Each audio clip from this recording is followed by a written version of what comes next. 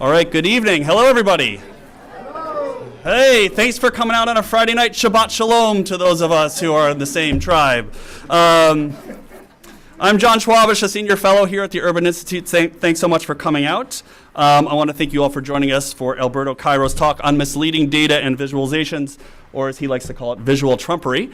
I encourage everyone here to be social. Use our Twitter hashtag #LiveAtUrban. You can also email questions to us at events@urban.org or tweet them to us. We'll also have microphones at the end of Alberto's talk for questions. And I want to also introduce our virtual audience who's on that camera. So hi, everybody. We are oversold tonight, so thanks so much for coming out. So just very briefly, at the Urban Institute, we strongly believe that facts, data, and evidence matter. They help us to understand the countries and our cities and our region's most complex and social problems.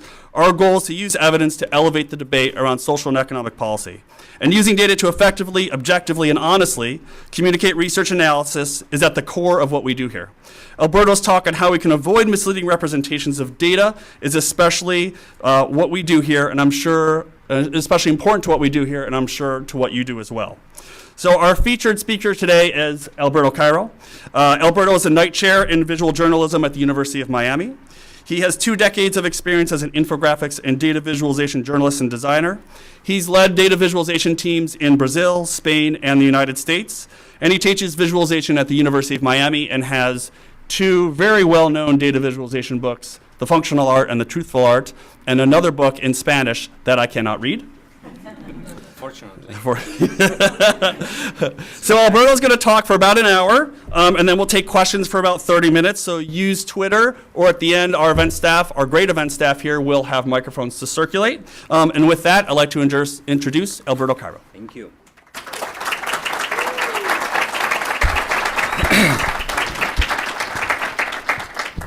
All right, well, thank you again, all of you, for being here tonight. It's an honor for me to be here today. I would like to begin with a little story. Before I start talking about graphics, I'm going to begin with a story here. It's all about storytelling nowadays, right? So let's begin with the story. Back on April 27, 2017, 3 reporters from Reuters met with the President of the United States in his office, in the Oval Office, to interview him about his first 100 days in office. At some point, these are the reporters who interviewed President Trump that day on April the 27th, and I'm quoting from the story that they wrote about this interview. Midway through a discussion about the Chinese president, President Trump, paused to hand out copies of the latest figures from the 2016 electoral map. One of the reporters who was part of the interview, who interviewed President Trump, later appeared at CNN showing one of the copies of the map that President Trump had handed out during this interview. So these reporters received this map. All of them received 1 copy of this map. And apparently President Trump, during the interview, while handing out the copies, he said, well, and I'm quoting again, here, you can take that. That's the final map of the numbers. And he also said, it's pretty good, right? So the red is obviously us, right? The red is obviously us, a Republican Party. This is another photograph from the meeting. This photograph was taken during the interview. You can see the 3 copies of the map that were handed out to these reporters. Obviously, President Trump is very, very fond of this map. He loves this map. By the way, he loves maps in general. There are reports that he likes to receive his daily briefing, a security briefing using maps and graphs, and that's wonderful because I teach data visualization, so I'm very happy about that. And he likes this particular map because obviously he's very proud of his victory, and he should be, right? Because he won against all odds, right? But the map, by the way, he loves the map so much that apparently at the White House, they printed out a big copy of this map, and they framed it, and there are photographs of one person, one staffer at the White House, about to hang one of these copies of this map in the walls of the White House. I believe that this map is highly misleading, but I will get to that in just 1 second. The map also is very popular in right-wing media. So these are several media organizations that are very supportive of President Trump, and they use this map on a regular basis. The map has also appeared on book covers. So there's a book that was published later after the elections, titled "Citizens for Trump," by author Jack Posobiec.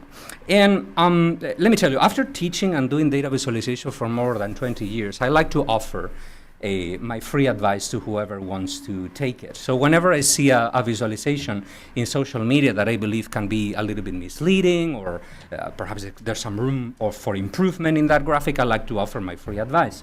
And when I saw the book cover, the cover of the book that Posobiec had written, I replied to him on Twitter saying that I believe that you either need to change the title of your book or you need to change the map. Because the title of your book is not really connected to what the map is showing. What the title is saying is not what the map is showing, right? The title of your book is Citizen for Trump, but your map is not really showing citizens, right? And then I thought, perhaps changing the map may be a little bit difficult, right? Because you need to use mapping tools or GIS tools, etc. So instead of changing the map, if you want to keep the map in the book cover, perhaps what you should consider doing is changing the title of the book to something that is a little bit more appropriate and closer to what the map is showing. The whole point of a visualization is to create a proportional representation of the underlying data, right? That's the whole purpose of a data visualization, the proportional representation of information. So that's the reason why the map is so misleading, because if what you want to represent is citizens, you should represent citizens, number of citizens, not percentage of territory that you have won, right? Actually, if you calculate the amount of territory that is covered in red on this map versus the amount of territory that is covered in blue on this map, the proportions are approximately 80% and 20%. So these are not citizens, this is territory. If you really want to represent the amount of citizens who voted for each one of the candidates, you better do it through perhaps some sort of bar graph that shows you the percentage of votes, right? The popular vote. Or you could take into consideration, which I believe that is quite important, the amount of people who didn't vote, right? If you take into account the amount of people who didn't vote, you will see that the numbers look quite different. So Citizens for Trump or Citizens for Clinton, those numbers look much smaller now once you take into account the people who didn't vote. Now, this country is becoming so ideologically divided, we're becoming so extreme in our opinions, that's also affecting our preferences in terms of visualization. So I try to keep a very balanced media diet. I follow both conservatives and liberals in social media, and I have observed an ideological divide also in terms of visualization preferences. I can tell you that systematically Republicans and conservatives love that map. And every time that liberals see that map published in social media, they reply with this other map, right? So liberals use this other map.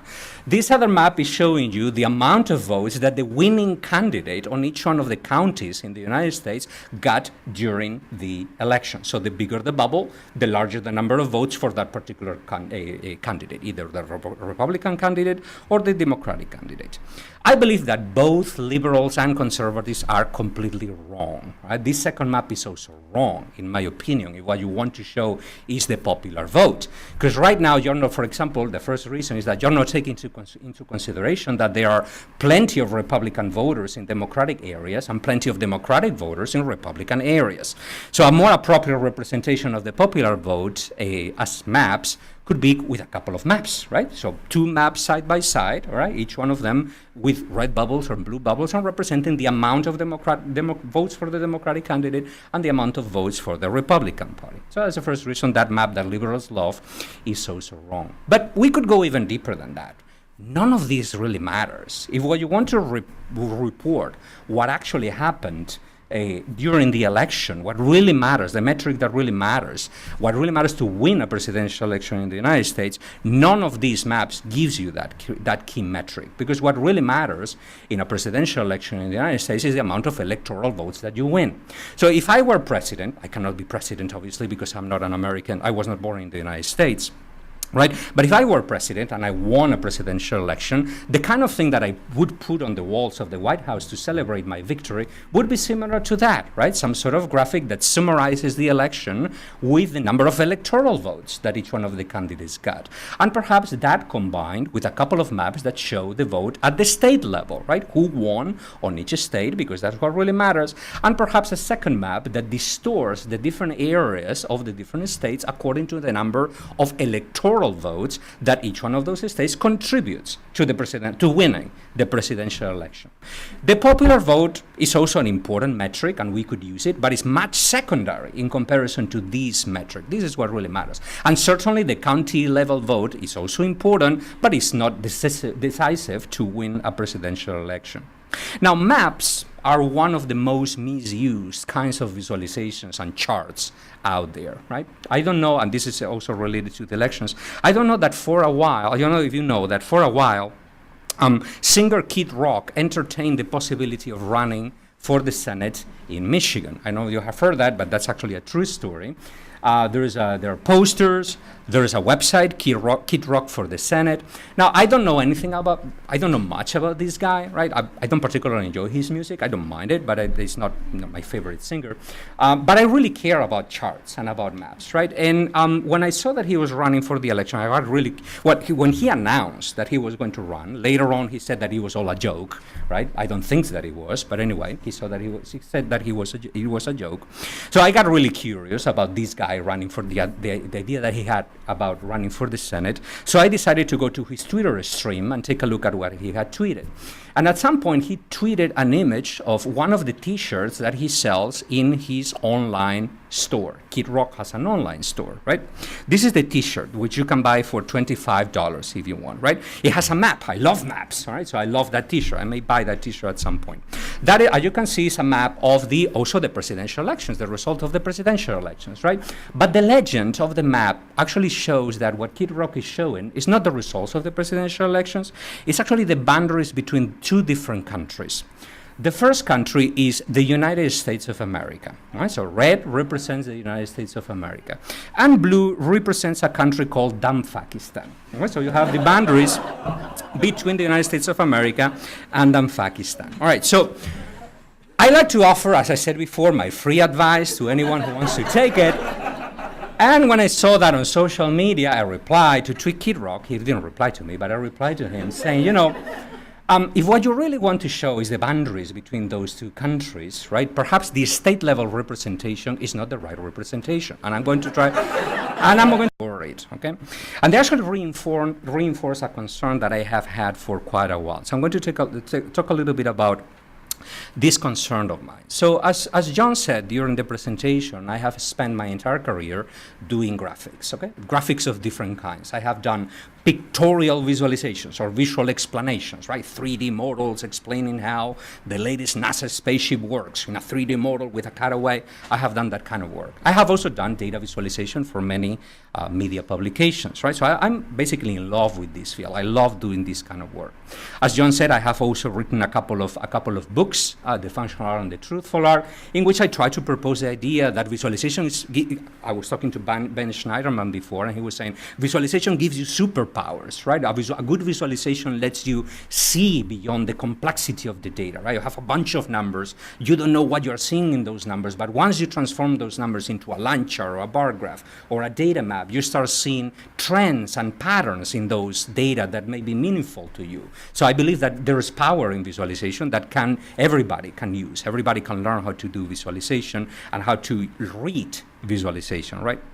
Data visualization in particular, by the way, just going into the nitty-gritty, data visualization is based on the idea of visually encoding data, right? So you begin, as I said before, with a bunch of numbers, and then what you do is to map those numbers onto properties of objects, right? Which vary according to those numbers, right? So you have, for example, those numbers down there, and if you map them using lengths of objects, like in a bar graph, the length of those objects or the height of those objects need to be proportional to those numbers, right? But there are many other features of objects that you could vary, such as, for example, the position of objects, the size of objects, like in the bubble maps that I showed you before, in which the numbers were represented with the area of those bubbles. You could use angle, like in pie charts, or line weights. You can use colors, like in the color maps that I showed you before. Visualization lets you see through the complexity of the data. Numbers themselves are difficult to interpret, they are difficult to read, but once we represent them visually, we can start seeing interesting features in the data. Visualization has also become extremely popular. I'm getting to my concern in a minute, right? It has become very, very popular, for example, in news media, right? Which is the world where I work at, right? I have many friends who work for publications such as the Washington Post or the New York Times or Axios or 538 or many other places, Huffington Post and many other places, right? Or Vox.com. We visited Vox.com today. And all of them use data visualization on a regular basis, and they are using it more and more, and I believe that this is absolutely wonderful. I think that we should continue doing that, right? Because as I said before, when it is done well, a data visualization can really help you see interesting patterns and trends in the data. But here comes my concern. These are just some graphics from some of the organizations that I follow more closely to get inspiration about data visualization, places such as ProPublica or Vox.com and so on and so forth, right? So on one hand, I believe that this is absolutely wonderful, and I am part of these communities, right? I'm part of the community, for example, of data journalists or data visualization designers in the news who are trying to create new ways of representing information, right? I am also part, and this is where my concern comes in, I am also part of communities of academics, right? I'm part of the University of Miami, a place where I collaborate with people who use visualization in the environmental sciences, for example, to discover patterns of motion of sharks all over the ocean, right? And they use visualization for that, right? We also have a visualization lab in which we are experimenting with 3D technologies, right? You can put a pair of glasses in front of you, and then you can see the data in 3D. All those developments are absolutely wonderful, and I do believe that we need more people working on those areas, developing new technologies, developing new ways of representing data, pushing this field ahead. But here comes the thing. I have grown a little bit concerned because of those maps that I showed you before and many other examples that I will show you later. I'm becoming a little bit concerned about whether we are not leaving the general public a little bit behind. Okay, so I have come to believe that perhaps not everybody understands graphics well, right, or can read graphics well. And this is my concern that I have. Right? Do people who design graphics or people who read graphics really know how to read graphics? Do they understand the grammar of those graphics, meaning they can decode the grammar, the x-axis, the y-axis, the legend, etc.? And if they do, if they can decode the graphics correctly, do they interpret them correctly? And the answer may be, to these questions, maybe not, that perhaps a majority can, but there may be a substantial portion of the population who still cannot read graphics correctly. Now, why do I believe this? In the past few years, I have been reading research papers from people who have written about how the general public reads bar charts, line charts, and different kinds of charts and maps. A while ago, for example, the Pew Research Center conducted a survey in which they asked a sample of people, what do you see in that chart? How do you interpret that chart, right? So this is a traditional scatterplot, which is just common language in science and in statistics, right? So over there you have a series of dots, each one of them representing a country. The position of each one of those dots on the x-axis is proportional to the amount of sugar per capita that people, on average, on each one of these countries consume. So the farther to the right a country is on the x-axis, the more sugar is consumed. And then the position on the y-axis, the method of encoding here is position, the position on the vertical axis of each one of these countries is proportional to the average number of decayed teeth that people in these countries have. So the message of this graphic is obviously that, on average, the more sugar people in a country consumes, the more decayed teeth you have, as easy as it gets. Well, apparently, according to this survey, 63% of people in the survey could read this graphic correctly, could interpret it correctly, but the other 37% couldn't. So 1 out of 3 people could not interpret this graphic correctly. They got the wrong message. Now, this is worrying per se. Why is it worrying per se? Because the scatterplot, the graphic that you have over here, is not a particularly new graphic form, right? It's not this one of super innovative visualizations that people such as ProPublica or 538 put out, or the New York Times are developing. This kind of graphic form has been around for more than 150 years. The first scatterplots were designed in the 19th century by people such as Sir Francis Galton, who was interested in analyzing whether there is a relationship between the heights of people and the size of the heads of those people, right? And he created graphics in which you can see that, in general, the taller a person is, the bigger the head of that person is. There are always exceptions to that data. For example, I'm relatively short, but I have a very big head. But in general, I am an outlier, right? So that would be an outlier in the data. So in general, the relationship exists, right? So the scatterplot has been around for many, many years. So this is worrying per se, that still roughly one third of Americans cannot read a scatterplot correctly. This is worrying per se. But here comes more. Even if not all of us can read charts correctly, charts are still very persuasive. There has been some tentative results in several research projects that have shown that visualization is highly persuasive. The mere presence of charts and numbers in any message makes that message more persuasive, right? More persuasive. This is a research paper titled The Persuasive Power of Data Visualization by several researchers. This is another one. And all of them show similar results. Once you start putting charts on any source of message, people tend to believe your message more. Dangerously so in some cases, because these people point out that even if the chart that you put in your message, in your document, your paper, or whatever it is, your poster, has nothing to do with the content, all right? If it's completely random, just put a chart in there, the content of your message, the message itself becomes more persuasive just because of the presence of the chart. Why is that? Well, researchers conjecture that it may be because all of us tend to see charts and numbers and graphics as more objective than words, unconsciously perhaps, and that is dangerous. So the danger is what I would say, the lack of visual literacy that the general population has. There is a word to talk about visual literacy. It's called graphicacy. And that was the original title of this presentation, by the way, because I have been thinking about all these ideas for quite a while. And I decided to put together a talk to basically introduce basic principles of graphicacy, how to read charts better, how to become better readers of graphics. Now, graphicacy is not a word that I invented. It has been around for quite a while. I got the original title of the talk from a wonderful book by cartographer Mark Monmonier. The book is called Mapping It Out. I recommend it to everybody. Monmonier is a wonderful writer.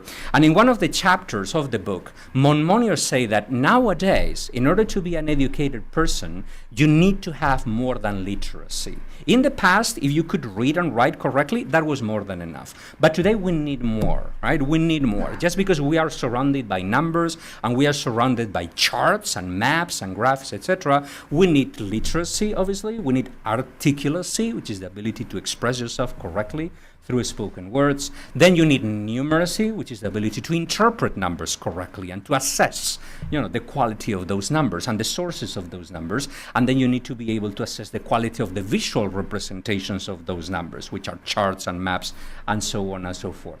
But obviously, if I had called the talk graphicacy, probably half of you would not spend a Friday evening coming to this talk today because it sounds so nerdy. So I decided that I needed to have a different title. And right after the 2016 presidential elections, a person who I follow on social media, Mike Foster, who is a data scientist and cartographer, tweeted the meaning of the word Trumpery. Right? And the word Trumpery is a word from the English language, a fantastic, wonderful word. The meaning of the word trumpery derives from the Middle English trumpery, and it's something that deceives. And more specifically, trumpery is something that deceives the eye, all right? Something that deceives the eye. So I thought, well, this is perfect, because it will help me, using this word as the title of the talk will help me accomplish several goals. The first one is that I will attract bigger audiences, right? I will trick those audiences into thinking that the talk will be about something else rather than charts, right? It's about charts, exclusively about charts. And third of all, it will also help me explain the first principle, right? The first thing that we need to do in order to become better readers of charts and graphs, which is to pay attention and always read beyond the title, right? That's the first principle in becoming a good reader of charts and data visualization. Charts, and when I say charts, I mean graphs, maps, diagrams, and so on and so forth. They are not just mere illustrations, okay? They're just not just drawings, all right? They carry meaning. And in order to interpret that meaning, you need to read them. You need to pay attention. That's the first thing that we need to do. So today I'm going to talk about several principles of how to become better readers of graphics, of charts. And I hope that in the future, you will help me spread the word about all these principles. In order for you to do that, I have put together a Dropbox folder in which I am going to copy the slides that I'm using today. And these slides are not copyrighted, so you should feel free to use them with your friends, family, in your classes. If you teach classes at a university or a high school, you should feel free to use them. I have also, in that Dropbox folder, I have also put a lot of extra reading materials that expand on the contents of this talk. I will hope that, I will convince you that it is important to educate the public, and again, friends, family, or students, into these principles. In particular, because I would like everyone to start abandoning certain cliches, okay? And this is the second principle. Let's try to abandon the following cliches, okay?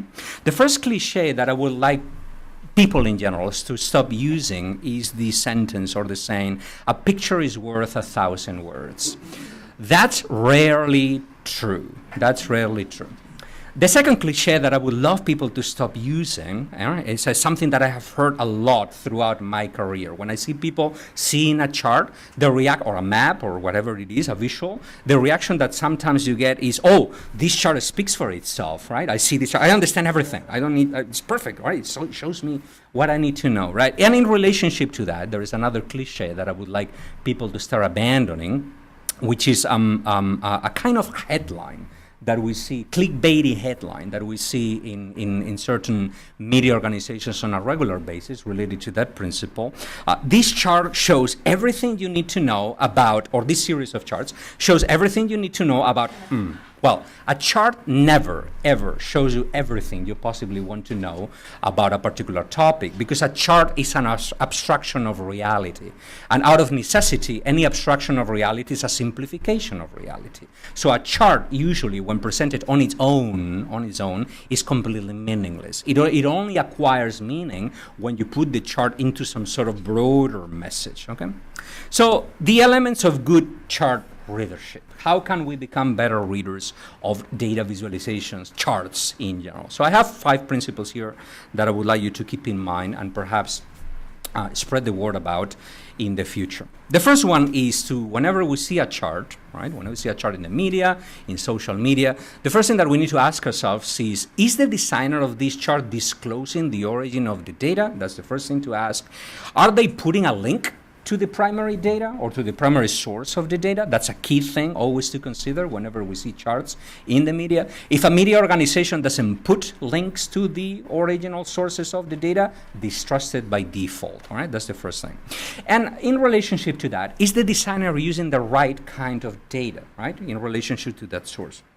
So in order to explain this principle, all right, to explain that we need to go to the source and see what it is that the chart is counting, I have an example that I saw a while ago, a map that I really, really loved when I saw it for the first time on social media. I saw it on Twitter. I'm on Twitter all the time. So I saw that on Twitter and immediately retweeted it because it was a map that spoke about things that I really, really care about. It's a map that shows you the concentration of heavy metal bands all over Europe.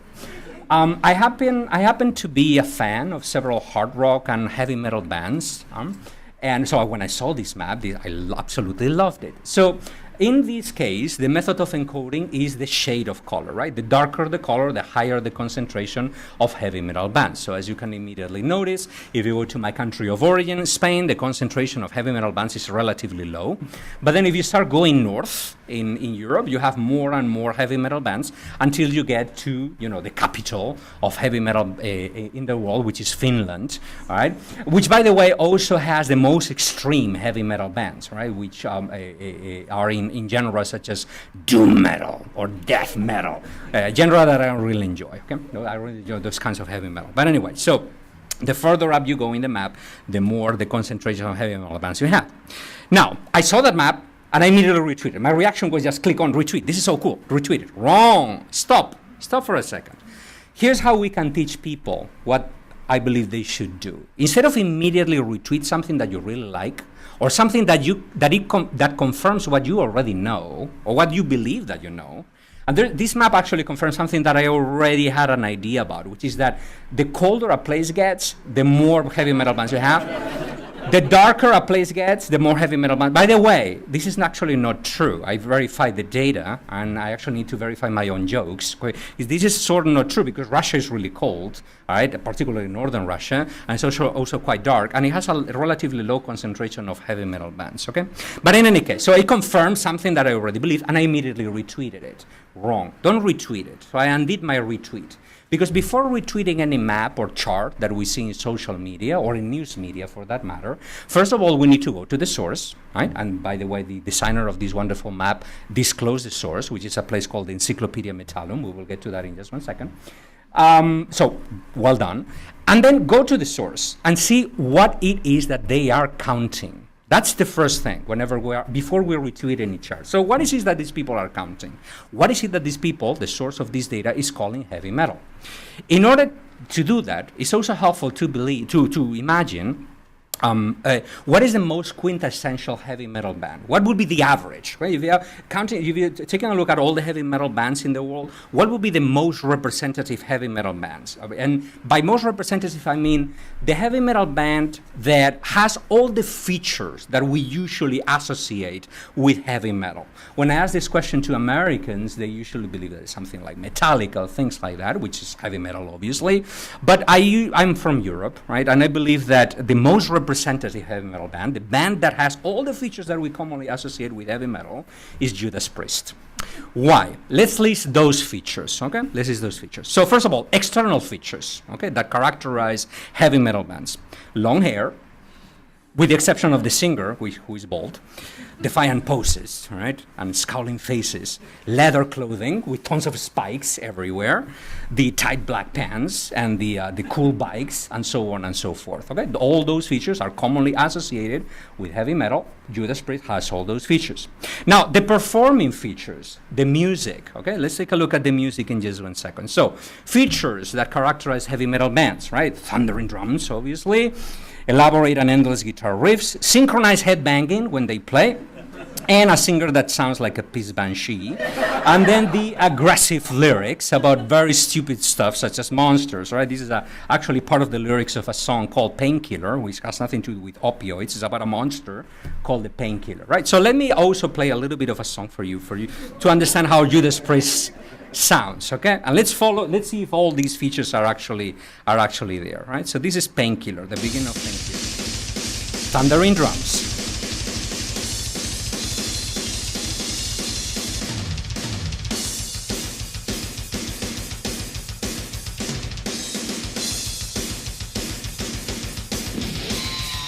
The guitars.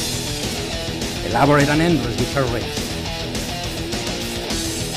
The synchronized headbanging. And now the banshee. And you get the point, right? So anyway, Judas Priest is very heavy metal. So it's pure heavy metal. So the way to think about the data source is that if all the bands that are in the data set that was used to generate this map are similar to Judas Priest, share many of these features with Judas Priest, then this source is counting heavy metal. But being sort of a scholar in the history of heavy metal and hard rock, because I have read quite a lot about it, I have seen other kinds of bands also being labeled as heavy metal in some books, in some articles, and also in Wikipedia pages. Bands like those.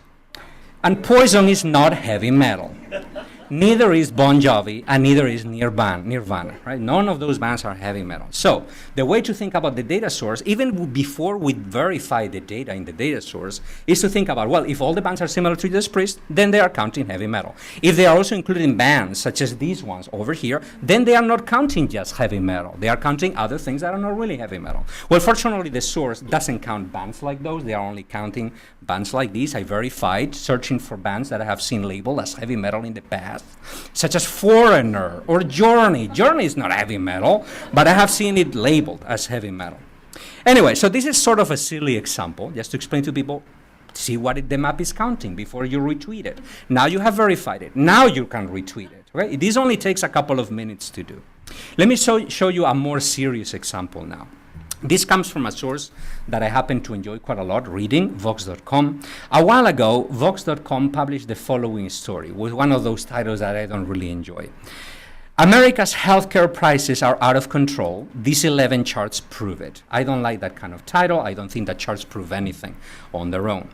But this is another reason I believe that the source of this story, or the data in this story, is a little bit dubious. So the chart is made of 11 charts like the one that you have on the screen right now. So that's a comparison of prices of a cataract surgery in different countries all over the world. So you have the United States, you have Switzerland, and then you have Spain, my country of origin. As you can see, the price of a cataract in Spain is half of what it is in the United States. Now, when I saw this story, a little bit of an alarm started ringing inside my brain, because let me tell you, my entire family works in healthcare.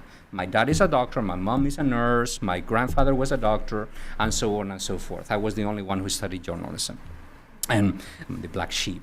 And I remember the salaries that my dad and my mom made, and I remember that they were roughly half of what they would have made if they had moved to the United States. So my first question about this is, are these prices controlled by purchasing power, for example, right? And I don't know if they are, but that's the reason why something started ringing over here, right? Actually, if you take a look, for example, at the average household disposable income in those countries that are displayed in the chart, you will see that double the price relationship also is equivalent to the amount of disposable income that you have in the United States versus Spain. The disposable income of an average family in Spain is half of what it is in the United States. So this is not I believe that this story, the source of this story is dubious, but is the reason why something started ringing back here.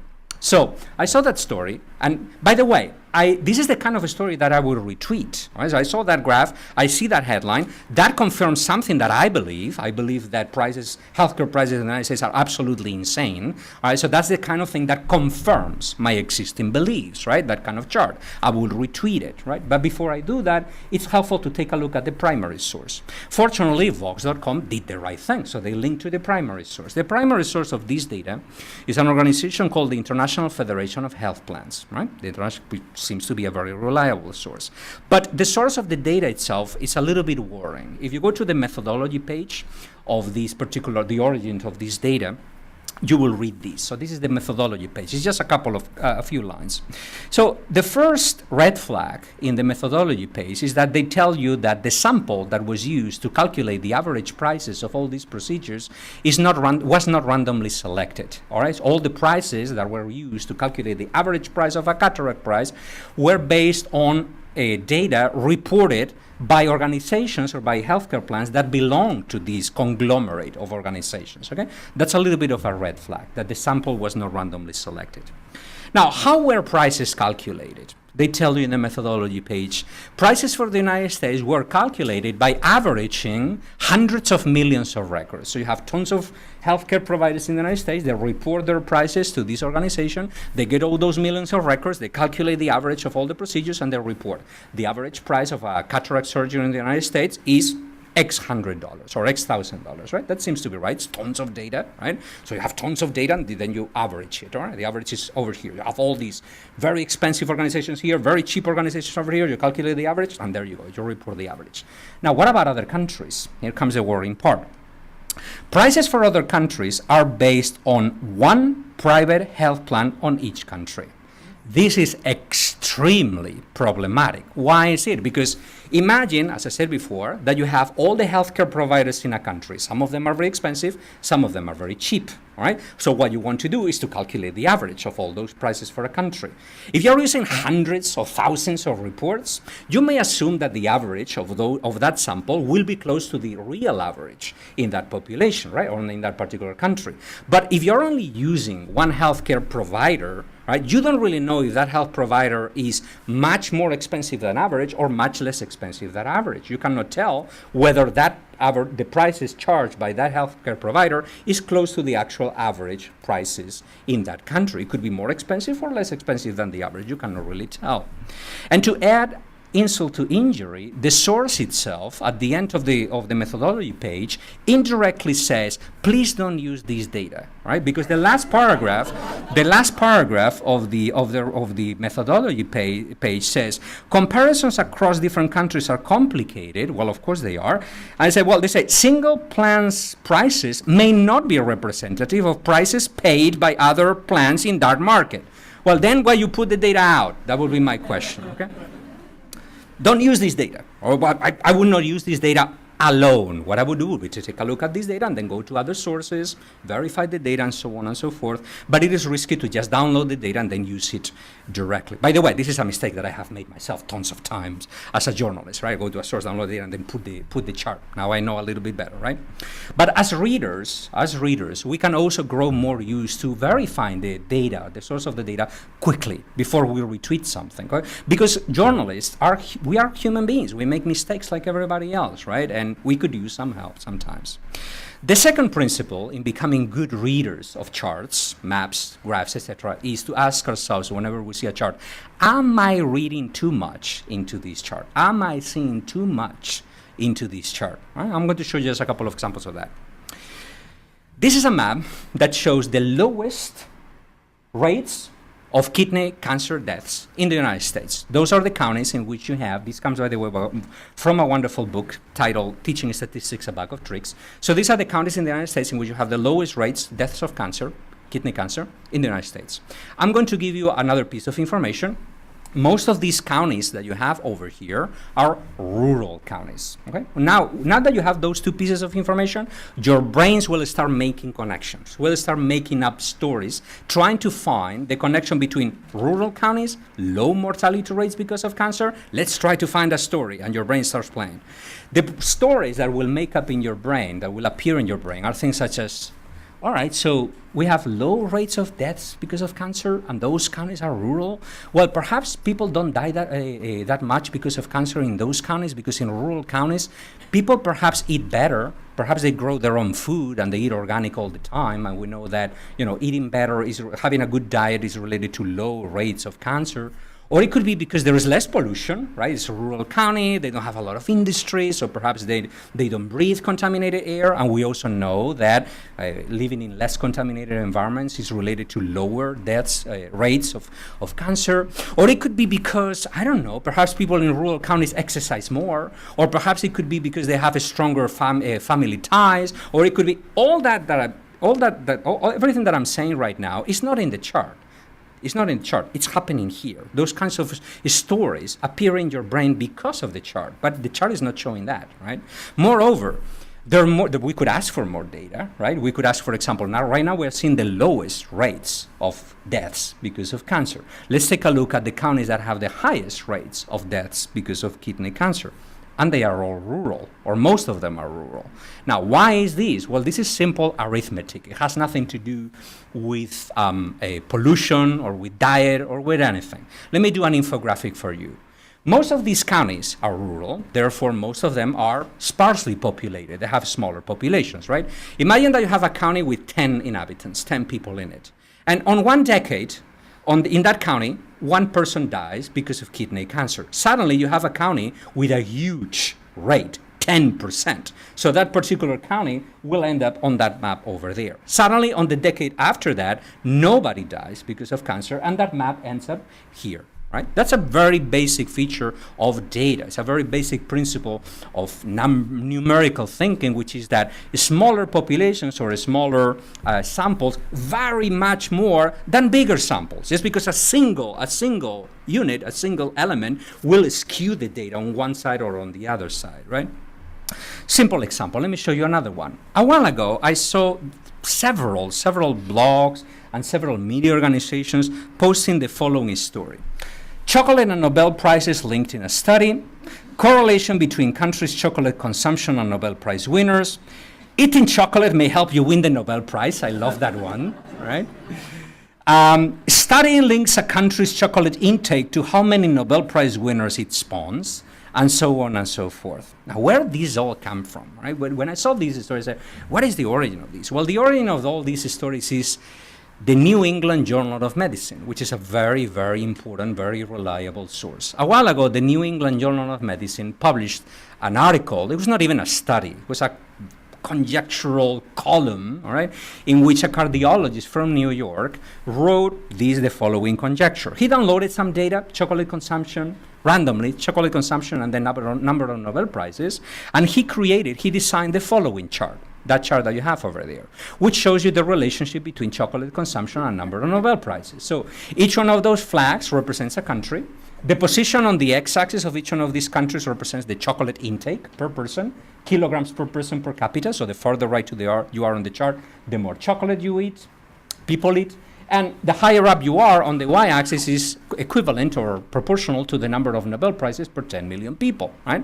And the relationship is quite strong. The more chocolate a country eats, the more Nobel Prizes you have. Well, based on this data and based on this chart, this cardiologist wrote an entire article writing a conjecture as to why chocolate seems to be so strongly related to Nobel Prizes. So, and actually the article is quite interesting. It's a sort of a conjecture. He says, we know, for example, that chocolate improves cognitive capacity in the short term, right? So if you eat a little bit of chocolate, I didn't eat chocolate before the talk, but I'm still fired up because I drank a lot of coffee, right? So if you eat a little bit of chocolate before giving a talk or before studying something, you are more attentive, right? And you will be more alert to what you see, right? But there's a huge leap between saying that chocolate improves cognitive skills in the short term and saying that eating more chocolate will lead you to win the Nobel Prize, right?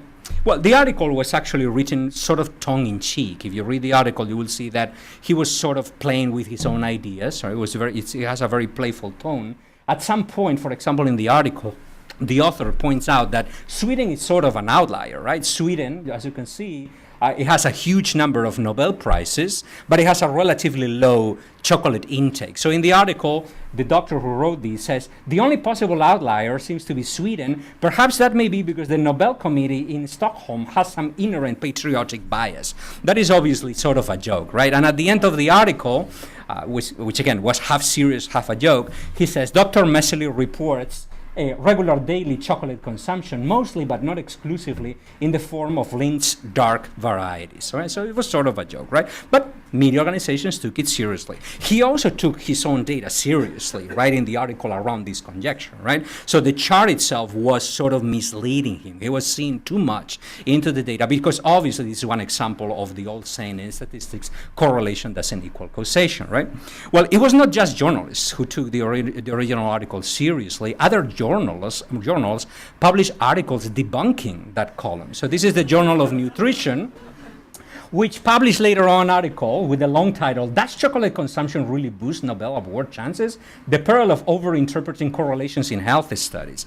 And these people pointed out that you can correlate Nobel Prizes with almost anything else, right? The obvious thing you can correlate Nobel Prizes with is wealth, right? The wealthier countries, the more Nobel Prizes you have, just because the more money you have, the more you can invest in education, right? So they say, well, GDP correlates very strongly with Nobel Prizes, right? The richer countries, all right, the more Nobel Prizes you have. But you can use many other metrics. For example, you can correlate wine consumption per capita and number of Nobel Prizes. And there is also a correlation in there. The more wine you consume, the more Nobel Prizes you have. Or the drunker you get, the more chances of winning the Nobel Prize. Or my favorite one, number of IKEA stores, right?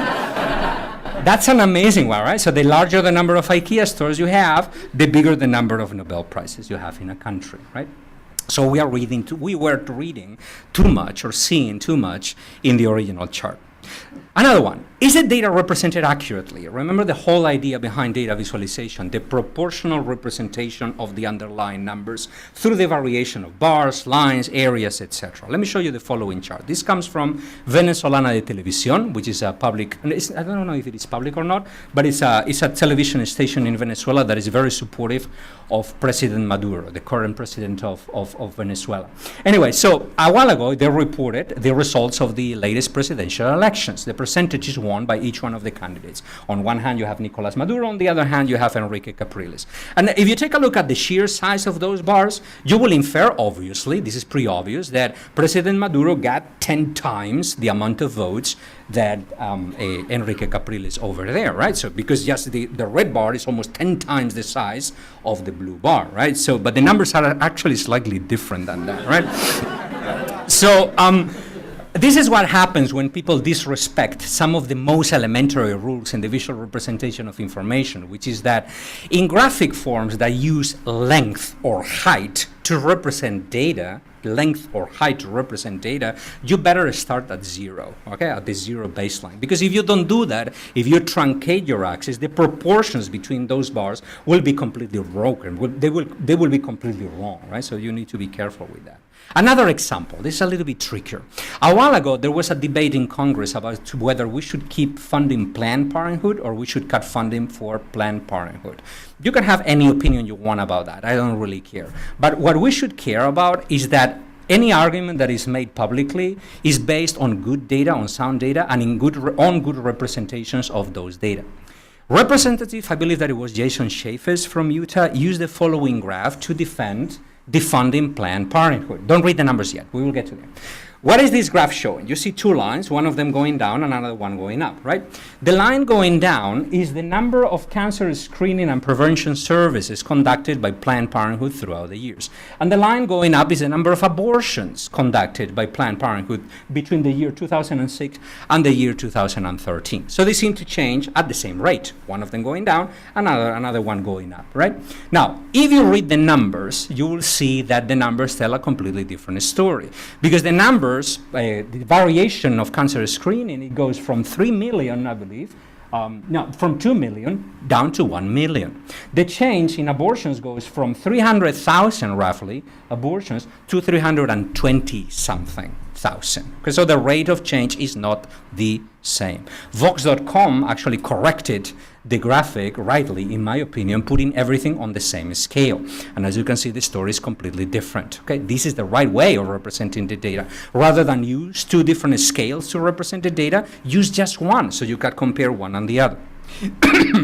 And then designer Emily Schutz decided that this chart is also wrong, this chart over here. Not because it doesn't represent the data correctly, it does, but because it doesn't include enough data. Because Planned Parenthood does many other things other than cancer proceedings and abortions. They also conduct many other things, such as STD testing, for example, and that was not shown on the original chart. Okay, so this chart over here is much better. So if you want to have a debate about Planned Parenthood, right, in Congress or in other places, please use that chart. Don't use this chart, regardless of what your position about Planned Parenthood is.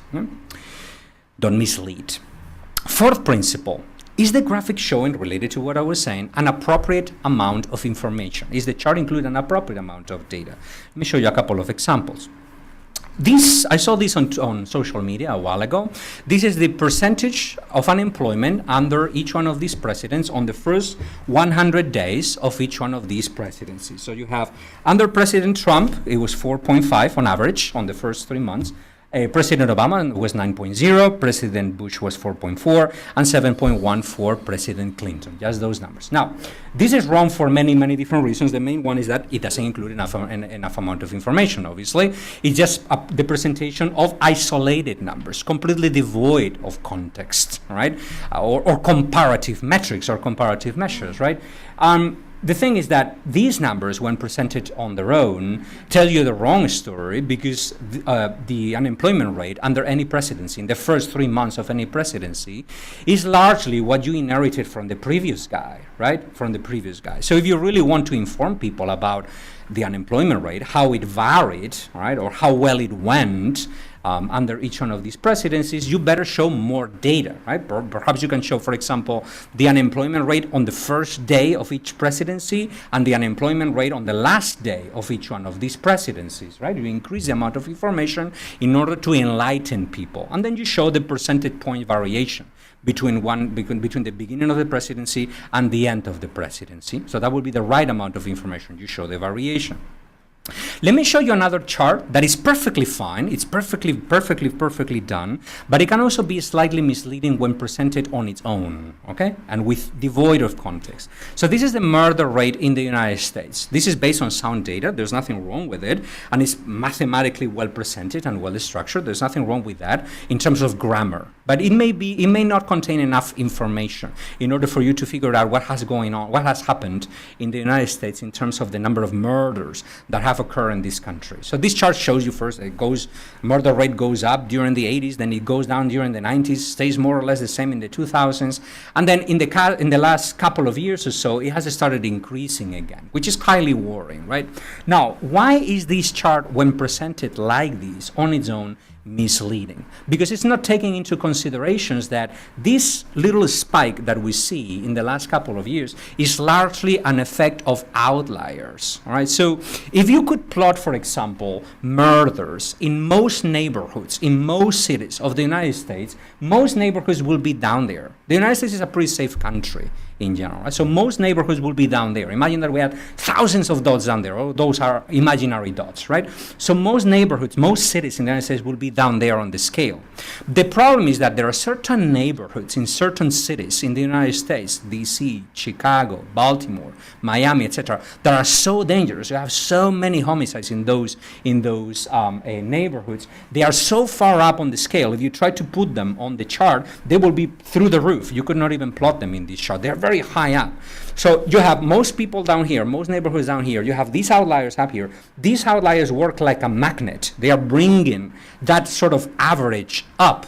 Therefore, whenever we see a story like this in the media, we need to demand from journalists that they don't just show the murder rate at the national level, but they also discuss the outliers that may be distorting that national murder rate. For example, in this story by the New York Times that discusses exactly that. They talk about the murder rate at the national level, but then they talk specifically about all these neighborhoods that are so dangerous in comparison to the rate of the rest of the nation. Fifth principle. Is the uncertainty of the data relevant? And data is always uncertain. Data is usually just an estimate of reality, right? So it's always uncertain. So if the uncertainty of the data is relevant, we need to demand that the uncertainty is presented, okay? And it's shown and considered for the story that is being presented to us. Let me show you an example. So you probably have heard about what's going on in the region of Catalonia in Spain, right? So Catalonia is a region in Spain in which part of the population wants Catalonia to become an independent country, and the other part of the population doesn't want Catalonia to become an independent country. They want Catalonia to remain as part of Spain. The Catalonian government, Catalonia has its own local regional government, has been conducted a survey throughout the years in which they ask Catalonians about their opinions about different issues, right? One of the questions that they ask in the survey is, do you want Catalonia to become independent or not, okay? And they have collected all these results. Back in 2014, El País, which is the equivalent of the New York Times in Spain, the most influential, most widely read national newspaper in the country, published that headline that you have over there, right? Catalonian public opinion swings toward no for independence, says survey. The original headline in Spanish, if I remember well, was much more straightforward. The no to independence is bigger than the yes to independence. There are more people saying no to independence than people saying yes to independence. Let's take a look at the article. Let's take a look at the data. The article contained a graph showing you the numbers. So you have percentage of people who say no to independence, 45.3%. People who say yes to independence, 44.5%. And then you have people who don't have an opinion or don't want to express it, right? So it seems right. It seems that there are more people saying no to independence than people saying yes to independence. But this is right or wrong. This is completely wrong. The article itself, the reporter who wrote this story and probably provided the data for the graphic, in one of the paragraphs of the story, all right, again, adding insult to injury, the reporter says, the margin of error of the poll is 3 points. A relevant fact considering the tight difference between yes and no to independence in Catalonia. Well, of course it is relevant.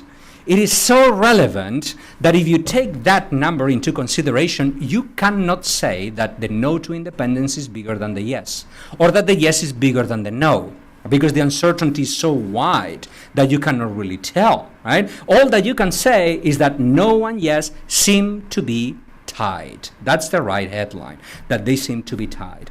We need to grow used, and we need to help other people to grow used to. Whenever we see graphics that look very clear-cut and very sharp, we need to educate ourselves to overimpose a cloud around the edges of that bar graph that we have over there. Some sort of fuzzy edges that represent the level of uncertainty of those point estimates. Because the yes could be a little bit bigger or a little bit smaller. The no could be a little bit bigger or a little bit smaller, right? Within the boundaries of those 3 points of the margin of error, those 3 percentage points. So, just to summarize very quickly, all right, the points that I would like you to keep in mind in the future whenever you see a chart. These principles, by the way, I would like to talk a little bit about something else before we have a Q&A session after the talk.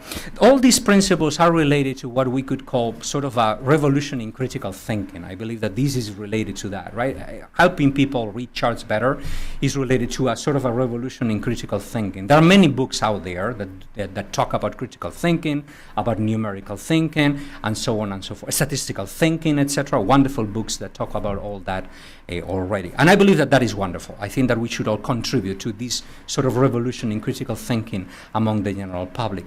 But I also believe that a revolution in critical thinking would lead us nowhere if it is not paired also with a revolution in ethical thinking or in moral thinking. I'm going to try to explain why. Visualization, as I mentioned before, charts, right, so to speak, they are a tool. They are a tool for understanding. They are tools that help us expand our perception or expand our cognition, right? They expand our capacities, right? We human beings have invented a lot of devices to expand our own skills, our own strength, our own capacities, right? The scientific method, for example, is another tool that we have invented, okay, to guide our intuitions or to put our intuitions under control. So the scientific method is also a tool, a conceptual tool that we could use to expand our own powers of perception and of cognition. For me, all these sort of conceptual tools, they are not that different to a hammer. A hammer is also a tool, right? It's a tool that we use to make us stronger, to make our bodies stronger whenever we are going to hit something. Visualization as hammers, right? It can be used to build. The same way that a hammer can be used to build houses, visualization can be, charts can be used to build understanding. If they are well designed, if they are honestly designed, they can be used to build understanding. But they can also be used to destroy understanding. Exactly the same tool can be used to destroy understanding. And I believe that it is our responsibility to decide whether we are going to use it to build or to destroy understanding. Obviously, I hope that everyone in this room will use visualization in the future to build understanding, not to destroy it. But that is related to several principles of ethics that we need, I believe, to apply in the future, right? The first one is, on the future or in the present. The first one is that we need to strive to become aware of our own biases, right? There are different kinds of biases that we all have. We call them cognitive biases, right? We need to become aware of those, right? The confirmation bias is one of them, right? We become aware of those, and we can try to curb them, to put them under control. Also, ideological biases, right? So we could all try to, expand our media diet, right? If you are a liberal, try to read conservative media. If you are conservative, try to read a progressive media, right? Assuming that people in general, with exceptions obviously, but people in general all over the ideological spectrum don't want to lie, right? Many people are honest, both in the conservative side and on the liberal side. So that's the first principle in ethical thinking, if we want to apply visualization ethically or to read visualization ethically in the future. Another principle is that if you're going to use or promote visualization or create visualizations as a professional, we should never twist facts, right? So being truthful whenever we are using visualization in an argument, for example, to argue in favor or against a policy, right? Being right about the data that is being presented in the chart is much more important than winning the argument. I know how good it feels to win an argument in social media, for example. I know that it feels fantastic to crush someone during an argument, but we need to do that, right, using appropriate methods or reliable methods.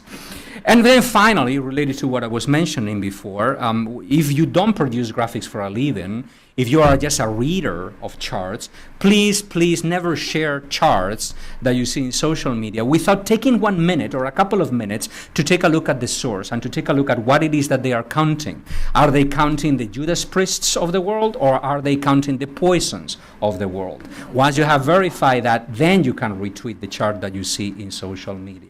I believe that if we all apply the principles of chart critical thinking that I mentioned before during the talk, and then these very elementary principles of ethical application of visualization, we will all be able to teach these principles to other people, and with the help of friends, family, and yourselves, we will kind of join the war on Trumpery, and perhaps in the future we will be able to win it at last. So thank you very much for coming again tonight.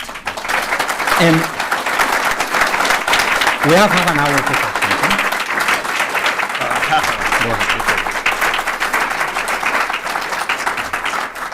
Okay, so we have about half hour for questions. I would ask that you identify your name, or say your name. I don't have to really identify your name. Say your name, and please ask a question. Don't rant, please. Okay, and we have questions, not rants. We have microphones that are coming around, so raise your hand, and Alberto will call on you.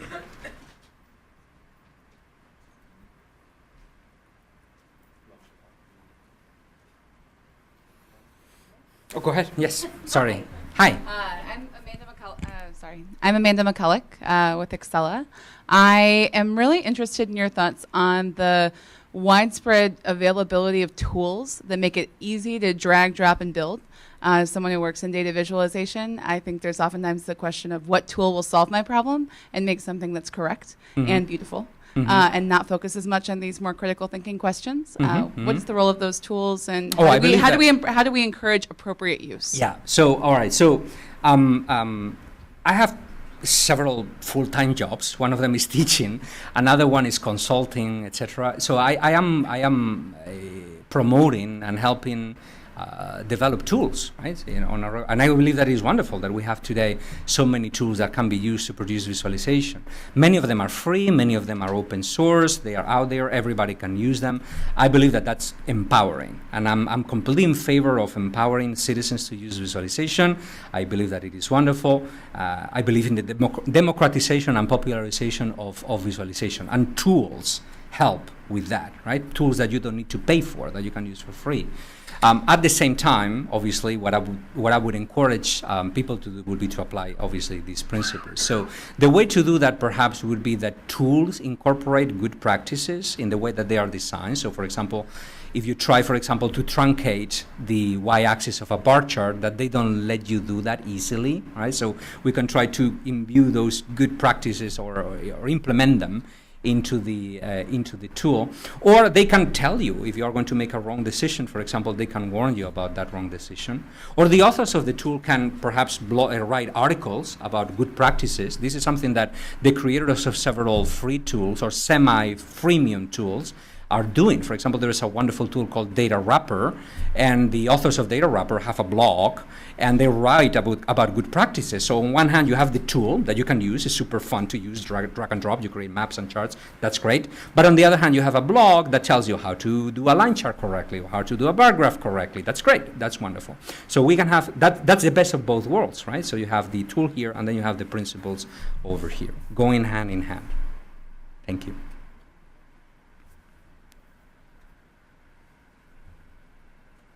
Over there.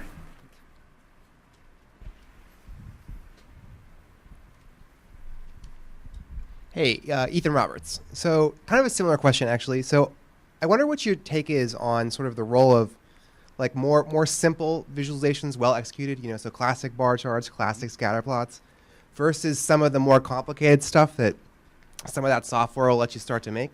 So I work in an environment where there's a lot of pressure to do some of the more complicated visualizing, sometimes maybe a little too clever by a half, in my view. Mm-hmm, And so I wonder if you have a lot of good arguments for when it's more useful to just do the simpler stuff. Yeah. So I usually say that there are very, very few rules set in stone in visualization. There are many rules of thumb, right?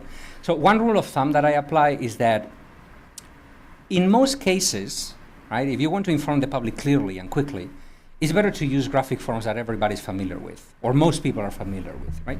Bar graphs, line charts, scatterplots to a point, right? Although I believe that you need to explain how to read them if you're going to use it to present them to the general public, but that should not refrain you from using them, right? So we can use scatterplots, perhaps with a caption explaining how to read them. So scatterplots, pie charts, things like that, data maps, right? Those are more like the bread and butter, right? Graphics, right?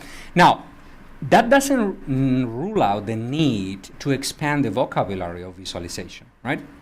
Both in the sense of creating new graphic forms. Some of them will succeed, some of them will not succeed, but we need to try to create new ways of representing information, coming up with new ways of representing data. And then we need to show them to the public, perhaps to test them, perhaps to see how people react to them, perhaps to see whether people are engaged by them and read them, etc. So that's worth doing, right, in specific cases. So the rule of thumb that I apply is that those two kinds of visualizations may have a dual purpose, right? Let's suppose, for instance, that you are going to do a report to summarize the results of your company in a year, right? Most of the reports should be made of the more traditional graphics, like rankings, bar graphs, line charts, pie charts, but then the front cover could be a more visually appealing, more intriguing, more novel, more innovative visualization that will work both as a data visualization and also as an intriguing illustration that will lure people in, just because they will intrigue them. It's like, what am I looking at, right? And they may feel prompted to look more into your information. So I believe that both kinds of visualizations have a role and they have a purpose, right? And we should pursue both of them. Yeah, have a question over there.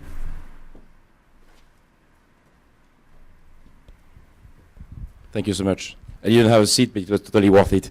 How much of a data scientist the journalist is expected to become? Say that again.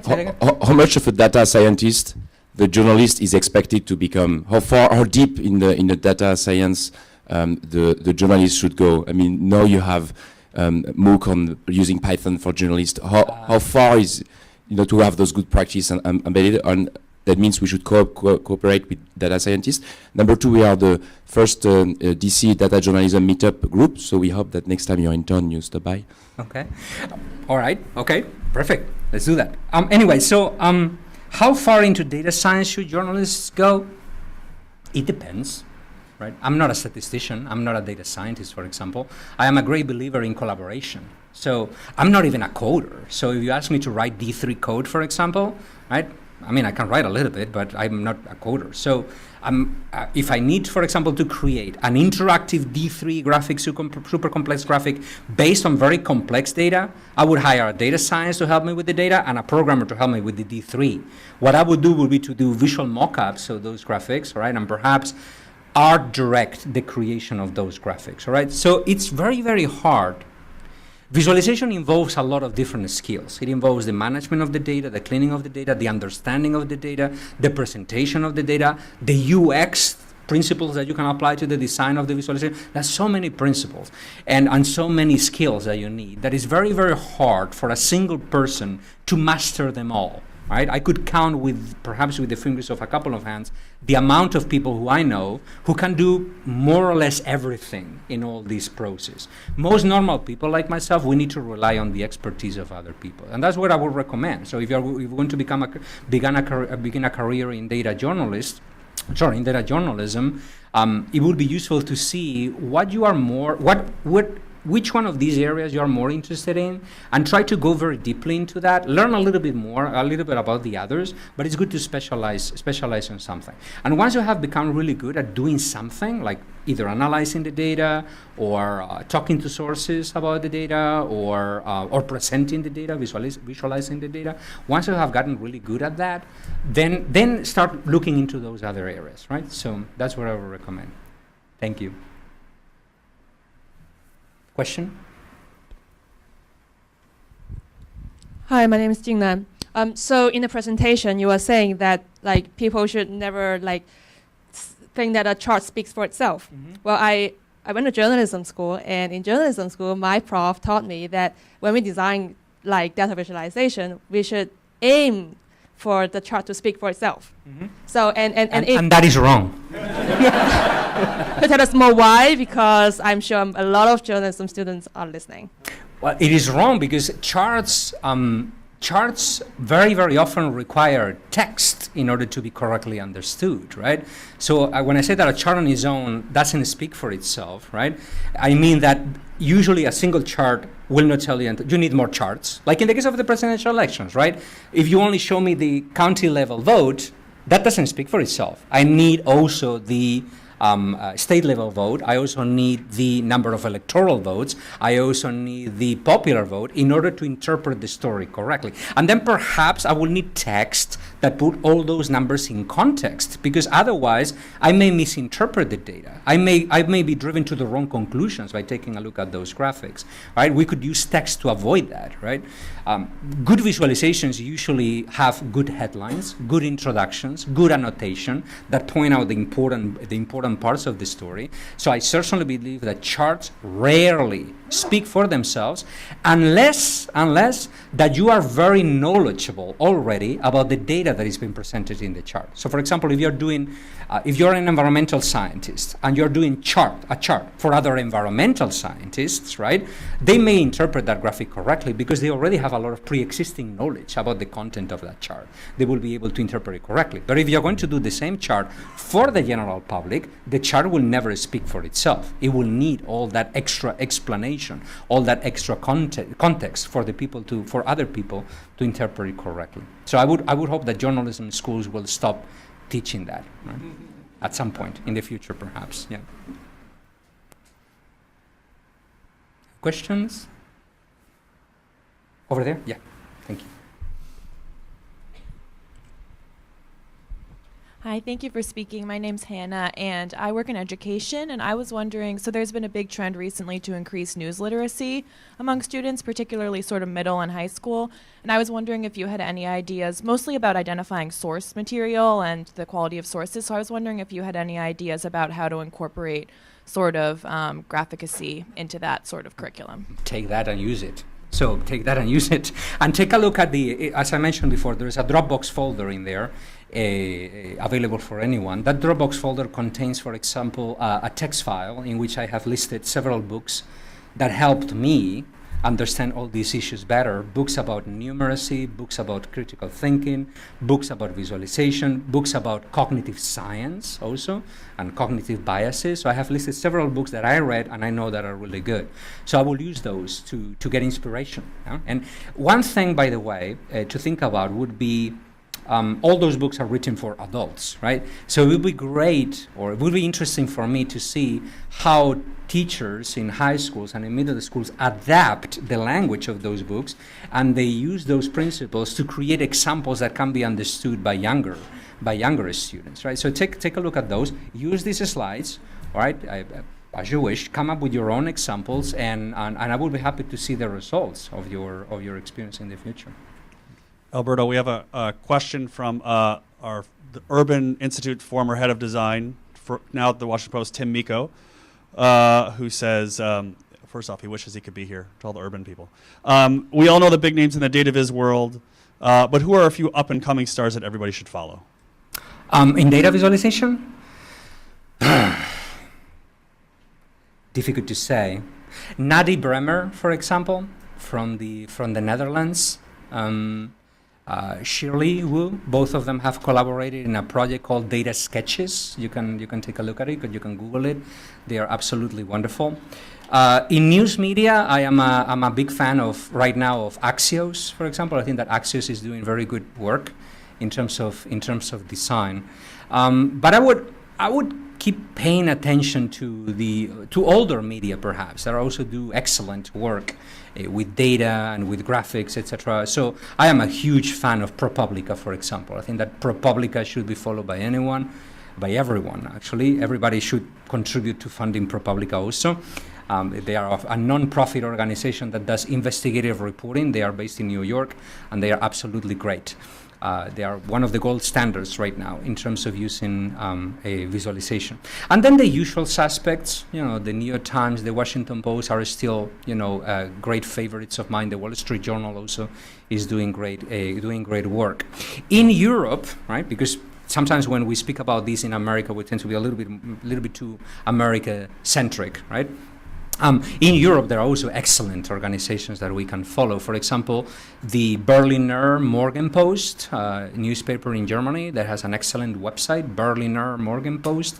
They do great visualizations. In Ukraine, there is a small media organization that also does investigative reporting called Texty. So their website is texty.ua.org, I believe. Texty. You can email me and I can send you all these links, right? They do excellent visualization as well. So I follow so many people. It's difficult to choose.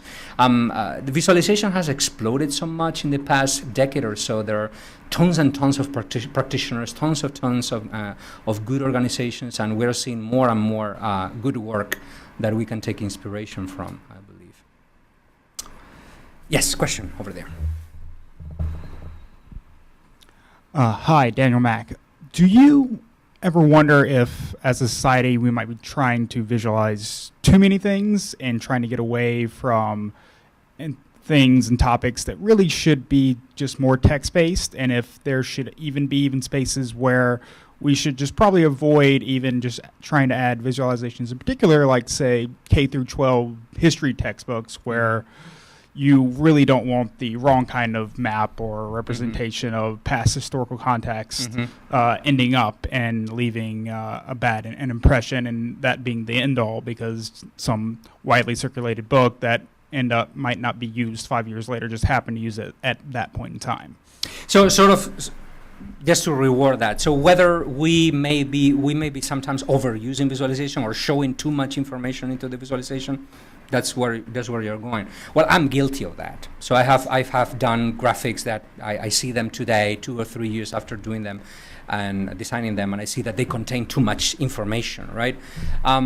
So I would say that visualization doesn't just involve designing graphics, right? It also involves writing for those graphics, good headlines, good intros, good titles, etc. But more importantly, it involves editing, okay? It involves deciding, I mentioned before, show the right amount of information, right? Show the amount of information that better tells the story, and show that, but don't show more, okay? So try to do like an estimate of how much data you need to include in your graphic in order to present your story correctly with an adequate level of depth, okay? Any visualization can be done either very shallowly or you can show the data at a very granular level, every single data point, right? And in some cases, right, a couple of data points is more than enough to tell a story, right? An average, for example, is more than enough to tell the story. But sometimes you need to go deeper and deeper and deeper into the data in order to present the story correctly, right? The perfect example, I believe, is the murder rate, right? The murder rate chart, in my opinion, when presented alone, is not enough. You need to show the line chart and then some sort of caption at the bottom that tells you, well, you're seeing this line going up, but you need to be aware of all these neighborhoods that are distorting the data a little bit. That will be the right amount of information. I will not plot, for example, every single neighborhood in the United States. That will be a little bit too much, right? The line chart is enough with the caption. Now, what is the right amount of data? Is the amount of data that better tells the story? But this decision is very subjective. I mean, we need to, whenever we do a graphic, we need to make that estimate ourselves. And it's a very subjective decision that can only be done, as I said before, I was speaking about collaboration, for example. In order to make that decision myself, I don't do it on my own. I usually collaborate with statisticians, for example, who can tell me, well, if you only show the average of this data set, that will not summarize the data well. You will need to show the range and the distribution of the data in order to present the data correctly. So rely on the expertise of other people who may know much more than you do about the data that you're presenting to make that decision. Yes, Ben, go ahead. Thank you. I'm Ben Schneiderman. Thank you, Alberto, for a delightful talk and these wonderful examples. And your title is also compelling for this town and this time. Your examples, however, show us the failures and the flaws. And I wonder if we would do, if your next tour would be a visual celebrity, celebrating Celebration of great graphics. celebration of great graphics. But I would like a particular kind. Graphics which have a demonstrable effect. I mean, the classic being Dr. Snow's That's the- pump yeah. picture in London from 1854. Yeah. What are the top 10, not just, we 10. see various examples of great graphics, but the ones that had influence, the ones that had impact, the ones that changed minds, that ones that got repeated productively. How would we develop that as an honor board, as an Emmy award each year, an Oscars in the world of visualization? Well, I do believe that every person will have her or his own list of favorite graphics that change their mind somehow. But I have already done that celebration. So my books are a celebration of great visualization. So I would not ask you to buy them, obviously, but just browse them in the bookstore and take a picture of the graphics that I praise, because those are wonderful graphics. So in the past few years, for example, I could name so many, right? But for example, there's a firm called Periscopic that does great visualization. We have our representative of the firm over here, who created a wonderful graphic about a gun deaths in the United States. And that visualization is just amazing. It has such an emotional impact when you see it. And that's a great example. Will that change minds? Will the visualization alone change minds? I am not sure. But it could certainly be part of an argument to change minds, to present the data in such a compelling manner, right? But what I want to see in the newspapers is an article about the winners of that award, so that we celebrate and promote and disseminate and show the power of graphics, and that it becomes a national discussion. Well, the New York Times is doing not exactly that, but they are doing a series of articles to be used in high schools about visualization. So they show, here's a graphic, here's how to read it, here's what the graphic presents, and here's why the graphic works well. So we are seeing some movements in that direction. The maps that I presented at the beginning of the presentation, those have been widely discussed in the media, which I believe that it is great. The Washington Post, the Times, and other, Vox.com, have discussed the advantages and shortcomings of the different maps used to represent the results of the 2016 presidential elections.